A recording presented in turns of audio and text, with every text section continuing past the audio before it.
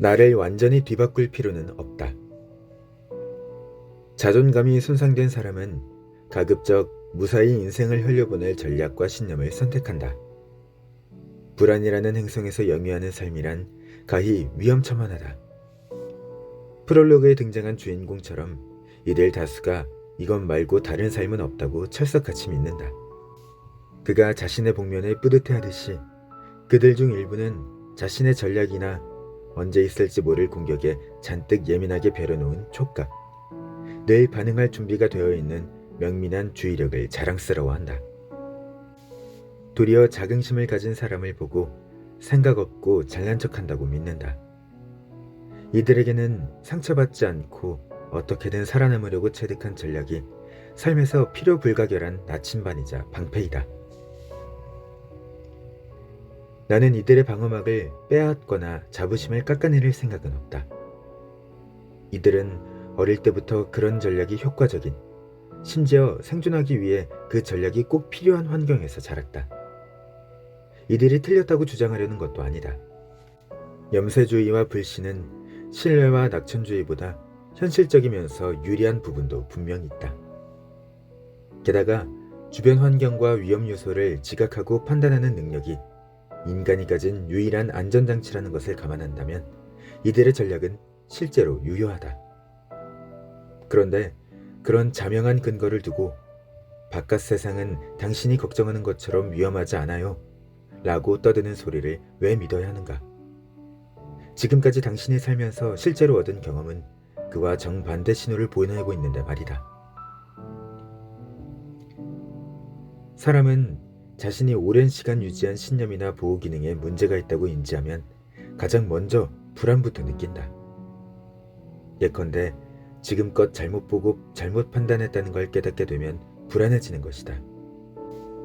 자신의 감각과 판단을 믿지 못하는 상황만큼 무서운 게 어디 있는가? 인생을 항해하며 우리가 의지할 길잡이가 자신의 감각과 판단 말고 또 무엇이 있단 말인가? 어린 시절에 찾아낸 전략을 바꿀 시간.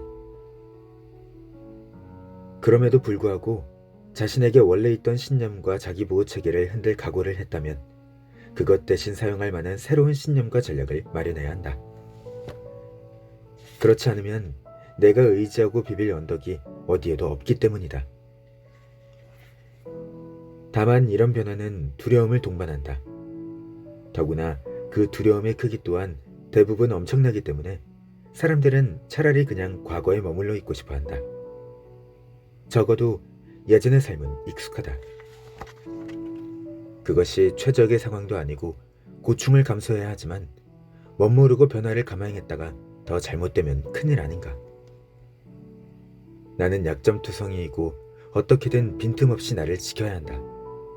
그러니 진심으로 다른 확신이 들 때까지는 내 신념을 바꾸지 않기로 결심한다. 그러나 이 사실은 기억하자. 당신이 무언가 시도해보고 싶다는 생각을 하지 않았다면 이 책을 펼쳐보지도 않았을 것이다. 더구나 자아를 튼튼하게 만들고 싶다고 해서 반드시 당신이 가진 신념을 모조리 바꿔야 할 필요는 없다. 이 책이 당신에게 권하는 것은 총체적인 전복이 아니라 지금까지 당신이 취해온 기준과 보호 기능을 시의적절하게 수정하고 보완하는 작업이다. 여기서 시의적절이란 당신이 보유해온 기준과 보호 기제들을 한 사람의 성인으로 살기에 알맞게 업데이트한다는 뜻이다. 지금껏 당신이 자기 보호를 위해 사용한 전략들은 대부분 어린 시절에 찾아낸 것이고 그때는 확실히 유행했을 수도 있다. 하지만 이제 성인이 되었으니 전략을 수정하고 바꾸는 것이 훨씬 유리하다. 이 책에서 나는 당신이 보유한 옛 기준과 행동 양식을 업데이트할 만한 재료들을 되도록 많이 모아두었다. 하지만 구슬이 서말이라도 꿰어야 보배라고 했다. 내가 제공하는 것들을 납득하고 몇 가지 행동 양식을 새롭게 수정하기로 결심하는 것은 결국 당신에게 달렸다. 나르시시스트와 가면 자존감 장애. 지금까지 내 설명은 원칙적으로는 자기 불안이 내재하고 그것 때문에 살기 불편하다고 의식한 사람들에게 해당되는 내용이었다. 그런데 자신이 겪는 문제들이 자존감 결핍에서 오는 결과라고 인식하지 못하는 사람들도 더러 존재한다. 그중 일부는 나르시시즘 성향이 원인이기도 하다.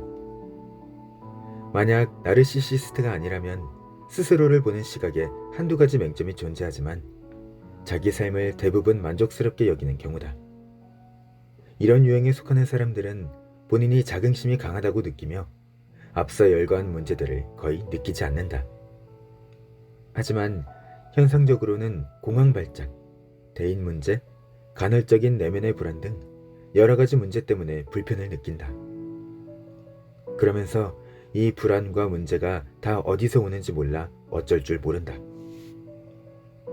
이따금 이들은 이런 문제와 자기 인생 간에 명백한 상관관계가 있음을 인지하지만 본질적인 원인이 무엇인지는 대면하고 싶어 하지 않는다. 형편없이 갉아먹힌 자존감이 문제의 진원지일 수도 있는데 말이다. 그래서 이들은 자존감 부족에서 오는 고통을 전면적으로가 아니라 부분적으로만 경험한다. 말하자면 이런 유형의 사람들은 스스로에게 자존감이 부족하다는 사실을 일부 의식할 뿐 그런 상태를 곧잘 감당해낸다. 결국 이들은 평소 자신이 직업상 성공을 누리고 교우관계도 튼튼하며 스스로 매력이 있다고 인식한다. 그러다 어느 순간 좀 더 깊이 들여다볼 기회가 생기면 평소에 느껴왔던 자부심 밑에 무언가 석연치 않은 것이 깔려있음을 확인한다. 그 이면에서 이들을 기다리는 것은 열등감에 시달리는 자아의 한 부분이다. 예컨대 혼자 힘으로 인생을 살아갈 용기가 없는 어리고 겁먹은 소녀가 웅크리고 있다가 갑자기 낯선 상황이라도 만나면 공황발작이나 그와 비슷한 증상을 일으킨다. 혹은 아무도 사랑해주지 않을 거라고 믿는 조그맣고 뚱뚱한 소년이 들어앉아 애착 불안에 허우적거린다. 현실에서 그리고 의식 차원에서 이들은 사실 성인이다. 어리고 겁 많던 소년은 이제 자기 목소리를 내는 한 회사의 어엿한 임원이자 어머니가 됐다. 뚱뚱하고 키 작던 소년도 훤칠하고 박력 있는 사업가이자 남편이 되었다.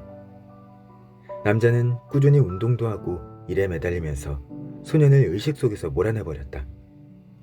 여자 역시 세월의 힘을 빌려 소녀를 쫓아냈다.